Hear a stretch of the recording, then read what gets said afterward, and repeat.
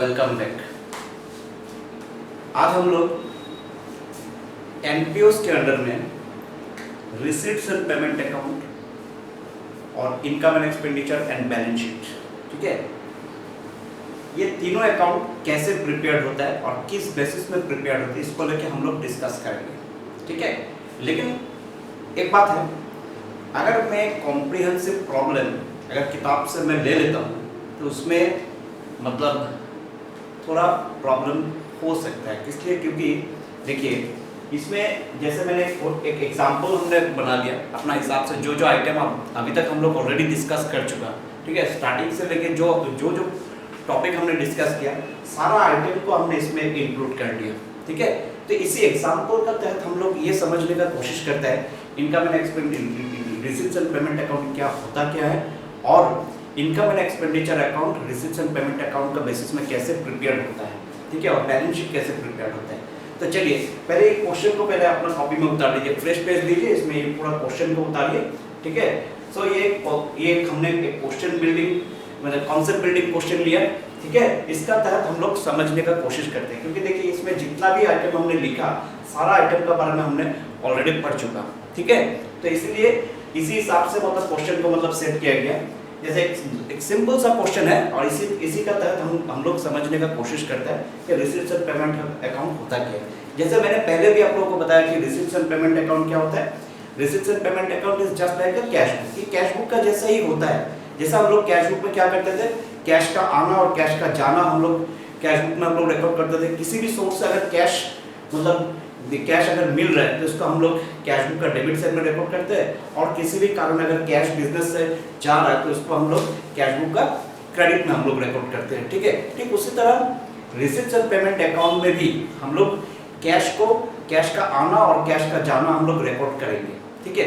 लेकिन समझने के लिए थोड़ा हम लोग इसको अलग तरीके से हम लोग समझेंगे। जैसे मैंने कहा था, जैसे मतलब लास्ट प्रीवियस क्लासेस में मैंने बताया था आप लोगों की रिसीट्स एंड पेमेंट अकाउंट में जो कैश रिसीप्ट हुआ, रिसीप्ट जो कैश जो रिसीप्ट होता है, जो कैश पेमेंट होता है, इसको हम लोग 4 पार्ट में हम लोग डिवाइड करते हैं। जैसे रेवेन्यू रिसीप्ट हो गया, कैपिटल रिसीप्ट हो गया, रेवेन्यू पेमेंट हुआ, कैपिटल पेमेंट हुआ। तो इसका बारे में ऑलरेडी हम लोग डिस्कस कर चुके हैं, तो इसके लेके हम लोग इतना सारा डिस्कस नहीं करेंगे। लेकिन सब कुछ इंपॉर्टेंट टॉपिक मैंने बताया था, कुछ इंपॉर्टेंट एडजस्टमेंट है, कुछ इंपॉर्टेंट टॉपिक है जिसका बारे में हम लोग डिटेल्स हम लोग ऑलरेडी डिस्कस कर चुका।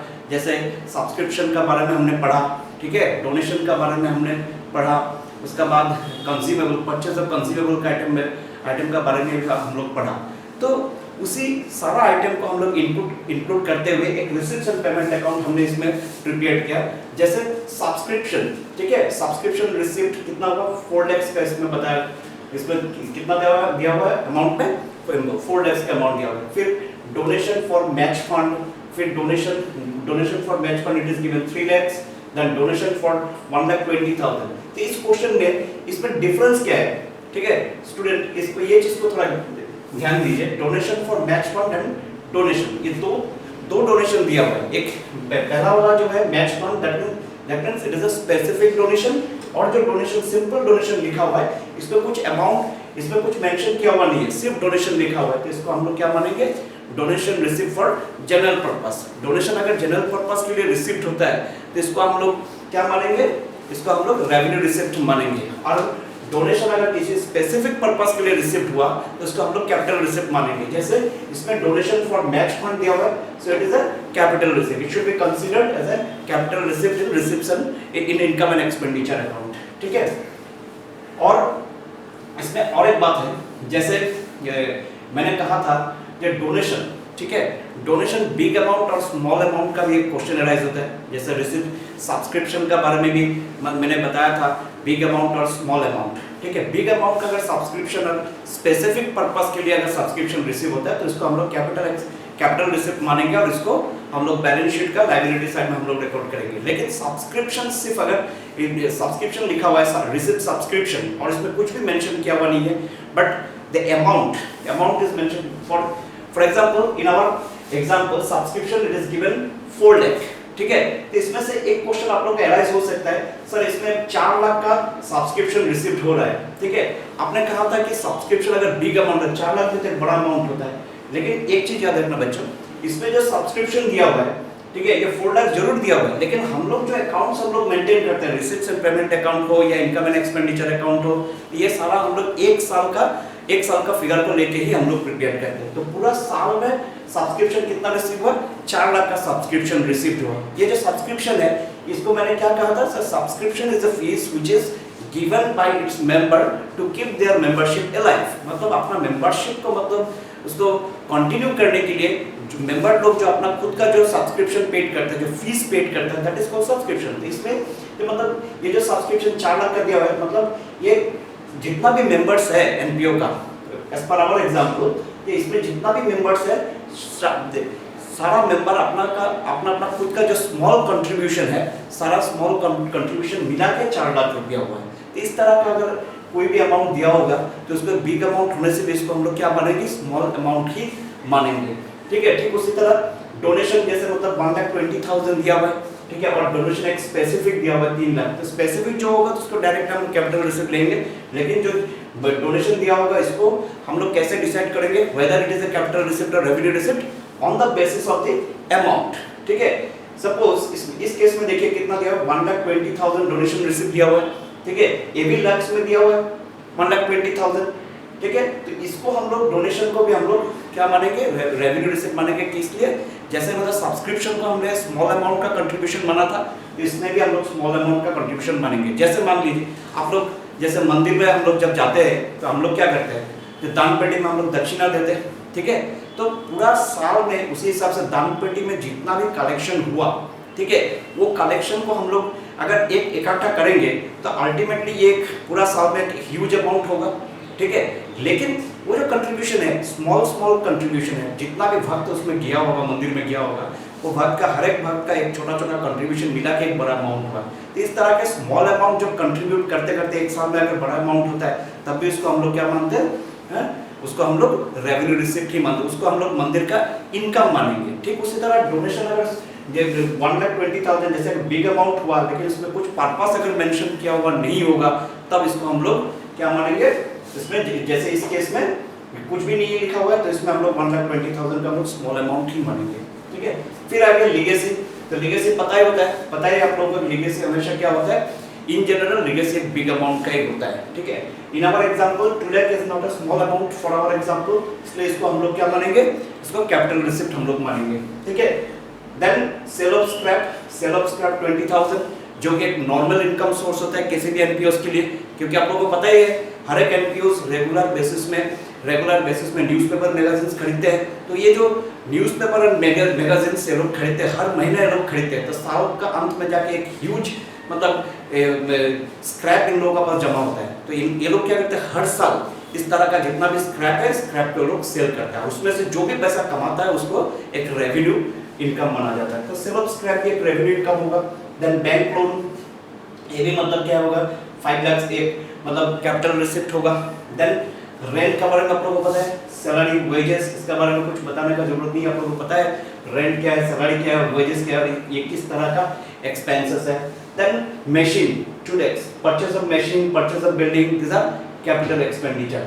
ठीक है, और जो इसमें बैलेंस दिया हुआ है, देखिए टोटल पूरा साल में कितना पैसा रिसीव्ड हुआ?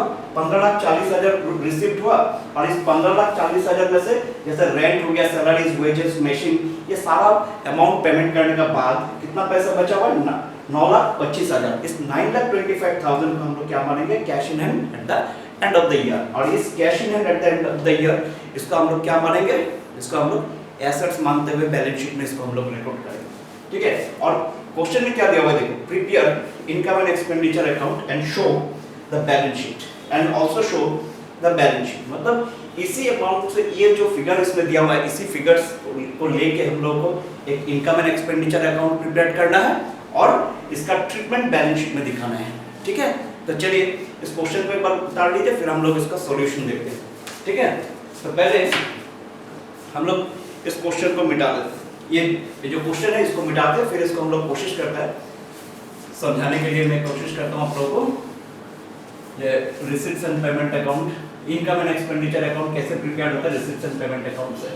ठीक है, क्योंकि हम लोगों को पता है रिसीट्स एंड पेमेंट अकाउंट में हम लोग क्या रिकॉर्ड करते हैं? कैश का आना और कैश का जाना हम लोग रिकॉर्ड करते हैं। लेकिन ये जो कैश जो बिजनेस में आया, मतलब इनफ्लोज ऑफ कैश और आउटफ्लोज ऑफ कैश जो हुआ, ठीक है, इसका अगेंस्ट में लॉजिक क्या है, इसका मतलब सोर्स क्या है, ठीक है, इस सोर्स को हम लोग अभी रिकॉर्ड करने वाला है, ठीक है। मतलब कैश सपोज रिसीव्ड हुआ, ठीक है, ये जो कैश रिसीव्ड हुआ weather it is a revenue received और रेवेन्यू पेमेंट, ठीक है, ये रेवेन्यू रिसीव्ड और रेवेन्यू पेमेंट कहां पे रिकॉर्ड होगा, whether it will B record in income and expenditure account और इन बैलेंस शीट, ठीक है। ये सब के बारे में हम लोग अभी डिस्कस करेंगे। जैसे कि मैंने आप लोगों को पहले क्लास में आप लोगों को बता चुका, स्टार्टिंग में आप लोगों को बताया था कि इनकम एंड एक्सपेंडिचर अकाउंट में हम लोग क्या रिकॉर्ड करते हैं, only revenue receives and revenue payment को ही रिकॉर्ड करते हैं। मतलब जितना भी कैश रिसीव्ड हुआ ड्यूरिंग द ईयर, जितना भी रेवेन्यू रिसीव्ड हुआ, जितना भी रेवेन्यू पेमेंट हुआ, ठीक है, वो जो कैश रिसीव्ड हुआ, रेवेन्यू रिसीव्ड और रेवेन्यू पेमेंट हुआ, उसको हम लोग income receives and payment account में ऑलरेडी रिकॉर्ड कर चुका, और उसका जो रीजन है, ठीक है, रीजन को अभी हम लोग रिकॉर्ड करेंगे। कहां पर रिकॉर्ड करेंगे, इनकम एंड एक्सपेंडिचर अकाउंट में हम लोग रिकॉर्ड करेंगे और बैलेंस शीट में, ठीक है। तो इनकम एंड एक्सपेंडिचर अकाउंट में हम लोग क्या रिकॉर्ड करते हैं, जितना भी रेवेन्यू रिसीव्ड हुआ और जितना भी रेवेन्यू हमने पेमेंट किया, ठीक है, इसको हम लोग रिकॉर्ड करते हैं। और बैलेंस शीट में हम लोग क्या रिकॉर्ड करते हैं, जितना भी मतलब कैपिटल रिसीव्ड है और जितना कैपिटल पेमेंट है उसको हम लोग बैलेंस शीट में हम लोग रिकॉर्ड करते हैं। तो चलिए फिर साथ साथ लिखिए, पहले हम लोग इनकम एंड एक्सपेंडिचर को बनाते हैं, ठीक है। चलिए मेरा साथ साथ फॉर्मेट लिखिए, फॉर्मेट बनाइए पहले।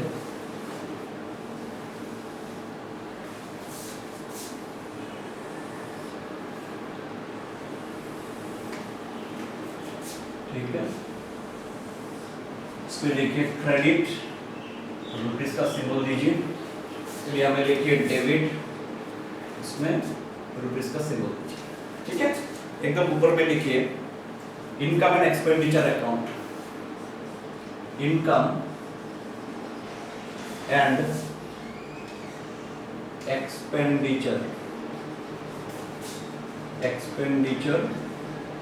अकाउंट, ठीक है, for the year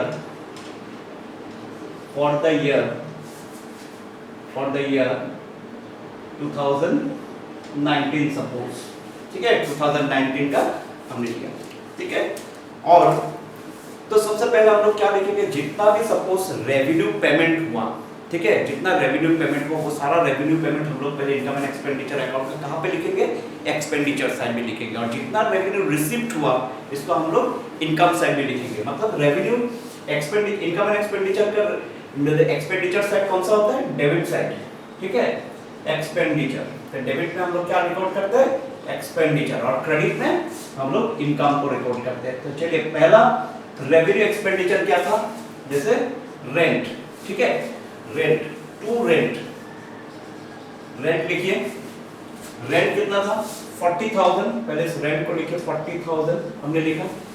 after that salary, फिर लिखिए सैलरी कितना था 30,000, ओके। सो नेक्स्ट आ गया वेजेस, ठीक है, वेजेस 45,000, ठीक है, साथ साथ लिखते जाइएगा 45,000, ठीक है। देन पूरा साल में जो पैसा रिसीव्ड हुआ, मतलब जो रेवेन्यू रिसीव्ड हुआ, उसमें से पहला रेवेन्यू कौन सा हम लोग किसको हम लोग रिकॉर्ड करेंगे, जैसे सब्सक्रिप्शन इनकम को हम लोग रिकॉर्ड करेंगे पहले इनकम में, क्योंकि इन नॉर्मल सेंस जो सब्सक्रिप्शन इनकम होता है वो सब्सक्रिप्शन इनकम को हम लोग क्या मानते हैं, इसको रेवेन्यू रिसीव्ड। तो इसमें लिखिए पहले सब्सक्रिप्शन, ठीक है। तो सब्सक्रिप्शन का अमाउंट कितना था, 4 लाख का था, 4 लाख, ठीक है। देन जनरल डोनेशन, ठीक है, जो जनरल डोनेशन है इसको ही हम लोग रेवेन्यू रिसीप्ट मानेंगे, लेकिन जो स्पेसिफाई किया हुआ है for match fund, donation for match fund, it will be considered as a capital receipt. So donation कितना का आ गया आपका, 1,20,000 का डोनेशन आ गया, ठीक है। चलिए नेक्स्ट लिखिए सेल ऑफ स्क्रैप, ये भी रेवेन्यू इनकम है, सेल ऑफ स्क्रैप, ठीक है। सेल ऑफ स्क्रैप कितना आ गया 20,000, ओके, ठीक है। आप देखिए दोनों साइड में से डेबिट और क्रेडिट साइड को अगर हम लोग कंपेयर करते हैं तो वॉल्यूम ऑफ अमाउंट कौन सा साइड में ज्यादा है, क्रेडिट साइड में, ठीक है, नॉर्मली क्या होता है, इनकम ही ज्यादा होता है एक्सपेंडिचर से। ठीक है, तो हम लोग पहले क्रेडिट साइड को हम लोग टोटल करते हैं। ठीक है, तो क्रेडिट साइड को जब हम लोग टोटल करेंगे, इसमें क्या निकल के आएगा, टोटल क्रेडिट साइड का टोटल आपका आ गया 5,40,000, 5,40,000। ठीक है, तो चलिए इसमें लिखिए 5,40,000, 5,40,000। ठीक है, अभी इस 5,40,000 में से जितना रेवेन्यू पेमेंट था इसको हम लोग माइनस कर देते हैं। तो 5,40,000 से माइनस करने से कितना आ गया, 4,25,000। So this 4,20,000 will be considered as a profit.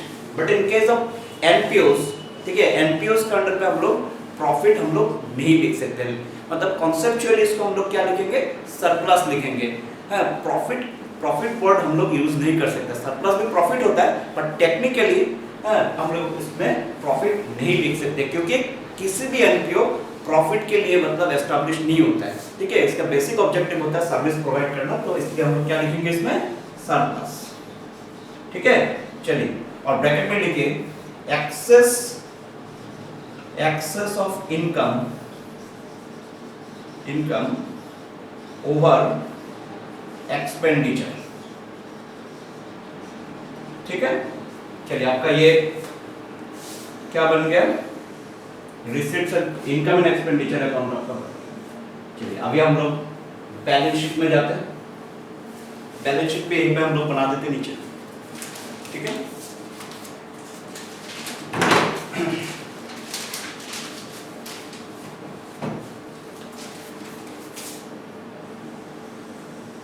Balance sheet का फॉर्मेट भी मेरा साफ साफ बना लीजिए। ठीक है, ऊपर में लिखिए balance sheet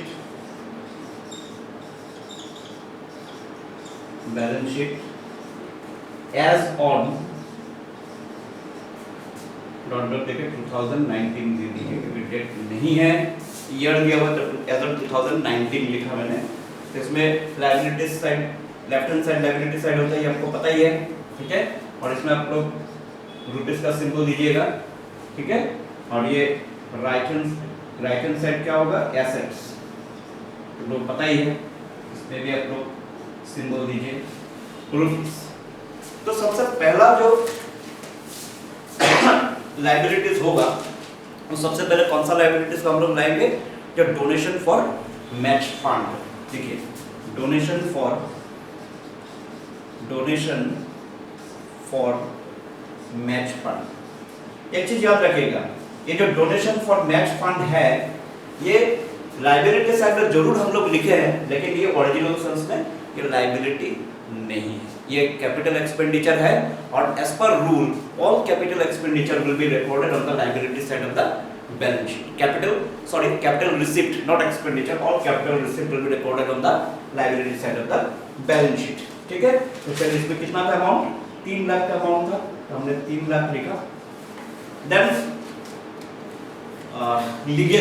legacy directly capital expenditure, sorry capital receipt बना जाएगा। ठीक है, अगर कैपिटल रिसिप्ट है तो ये भी लायबिलिटी साइड में ही आएगा। Then bank loan. ठीक है, बैंक लोन ये आपका ओरिजिनल सेंस में लायबिलिटीज है, क्योंकि बैंक से अगर हमने लोन लिया, it is our responsibility to repay the amount. ठीक है, तो ये हम लोग का लायबिलिटीज है। बैंक लोन कितना दिया था, 5 लाख का बैंक लोन था, तो 5 लाख लिखिए इस साइड में। ठीक है, हाँ, और इसमें और क्या आएगा, कैपिटल फंड। देखिए, ये जो हम लोग एक क्वेश्चन लिया, ये एक एग्जांपल लिया, और ये मतलब at the beginning of the newly started business मान लिया हम लोग, इसलिए इसमें कोई कैपिटल फंड नहीं है, तो इसलिए हम लोग कैपिटल फंड को हम लोग दिखाएंगे। इसमें कैसे दिखाएंगे, देखिए, कैपिटल फंड। ठीक है, कैपिटल फंड को हम लोग क्या मान लेंगे, नील। ठीक है, जैसे हम लोग इन प्रॉफिट मेकिंग ऑर्गेनाइजेशन में क्या किया था, कैपिटल का साथ हम लोग प्रॉफिट को ऐड करते थे। ठीक, उसी तरह एनपीओस में भी क्या होगा, कैपिटल फंड के साथ जो भी कुछ सरप्लस होगा, सरप्लस को ऐड करेंगे। अगर कहीं डेफिसिट होगा तो डेफिसिट को हम लोग माइनस करेंगे, but in this case there is surplus, so it should be added with the capital fund. तो इसमें लिखिए सरप्लस। ठीक है, सरप्लस कितना अमाउंट का है 4,25,000, तो लिखिए 4,25,000, क्योंकि इसका टोटल भी 4,25,000 ही होगा, तो 4,25,000 हमने लिखा क्रेडिट में। ठीक है, फिर हम लोग एसेट्स में आ जाते हैं। जो रिसीट्स एंड पेमेंट अकाउंट में हम लोग जो कैश बैलेंस मिला था, वो कैश बैलेंस सबसे पहले आ जाएगा, मतलब कैश इन हैंड 9,25,000 का था ना, तो 9,25,000 पहले हम लोग कैश लिख लेते हैं। उसके बाद जितना भी कैपिटल एक्सपेंडिचर है, जैसे मशीन हो गया, ठीक है, मशीन को हम लोग रिकॉर्ड करेंगे, 2 लाख का मशीन था, ठीक है। उसका बाद building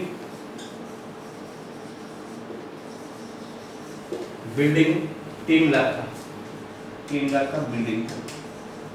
so in this way हम लोग जितना भी आइटम था इन रिसीट्स एंड पेमेंट अकाउंट में, सारा का सारा हम लोग रिकॉर्ड कर दिया। ठीक है, अब हम लोग बैलेंस शीट का भी टोटल करते हैं।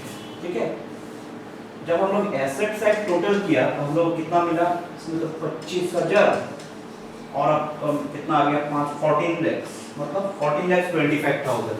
तो इसमें एसेट्स लायबिलिटी साइड में भी कितना होगा टोटल आपका 5, 5, 10, 14,25,000। लो, आपका बैलेंस शीट टैली हो गया। देखिए बच्चों, ये बैलेंस शीट तो टैली होना ही था, क्योंकि हम लोग जो अकाउंट्स मेंटेन करते हैं, हम लोग डबल एंट्री सिस्टम में अकाउंट्स मेंटेन करते हैं। सो इसीलिए दोनों तरफ इक्वल होना ही था। ठीक है, जितना भी आइटम था सारा आइटम हम लोग इसमें पुट अप कर दें। तो इस तरह से अगर देखा जाए, इनकम जो normal income and expenditure account होता है और जो बैलेंस शीट होता है वो कैसे प्रिपेयर्ड होता है इन केस ऑफ एनपीओस, ये हमने अभी देखा। ठीक है, सिंपल सा एग्जांपल्स हमने देखा। तो आगे का क्लास में हम लोग एक एक करके, मतलब हम लोग एग्जांपल लेते जाएंगे और उसमें से हम लोग ये समझने का कोशिश करेंगे जो टिपिकल फंड आइटम होगा, ठीक है, टिपिकल एडजस्टमेंट आइटम होगा, वो सारा एडजस्टमेंट आइटम किस तरह से इनकम एंड एक्सपेंडिचर अकाउंट और बैलेंस शीट में रिकॉर्ड होता है, उसका बारे में हम लोग देखेंगे आगे का क्लास में। ठीक है, तो इसमें जितना भी था इस पर एक बार उतार लीजिए। और हाँ, मैं पहले भी लास्ट क्लास में भी आप लोगों को बताया था, फिर अभी भी मैं आप लोगों को मतलब बता रहा हूँ कि मतलब रिक्वेस्ट कर रहा हूँ कि आप लोग एक काम कीजिए, घर में फिर से अपना किताब खोलिए, अपना टेक्स्ट बुक खोलिए, टेक्स्ट बुक खोल के इसका कॉन्सेप्ट को अच्छा से पढ़िए, इनकम एंड एक्सपेंडिचर अकाउंट का बारे में आप लोग देखिए अच्छा से, और बैलेंस शीट का बारे में भी देखिए, रिसीट्स एंड एनपीओस का अंडर में इनकम एंड एक्सपेंडिचर अकाउंट कैसे प्रिपेयर्ड होता है, बैलेंस शीट कैसे प्रिपेयर्ड होता है, इसका डिटेल्स अपना किताब में भी देखिए, और साथ साथ में मेरा ये एग्जाम्पल को भी देखिए।